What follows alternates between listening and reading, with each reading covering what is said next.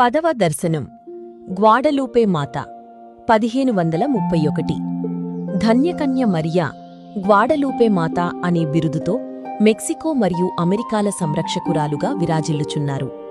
1531 December 9న దేవమాత పునీత Juan డియేగోకు దర్శనమిచ్చారు.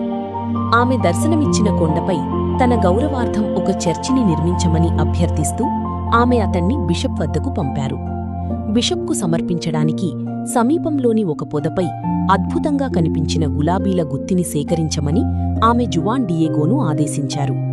Juan Diego ఆ గులాబీలను తన వస్త్రంలో పోగుచేశాడు. అతను బిషప్ ముందు తన వస్త్రాన్ని తెరిచినప్పుడు గులాబీలు నేలపై పడిపోయాయి మరియు ఆ వస్త్రంపై దేవుని తల్లి యొక్క అద్భుతమైన రూపం ముద్రించబడి ఉండటాన్ని చూసి బిషప్ ఆశ్చర్యపోయారు. పండుగ పర్వదినం డిసెంబర్ 12.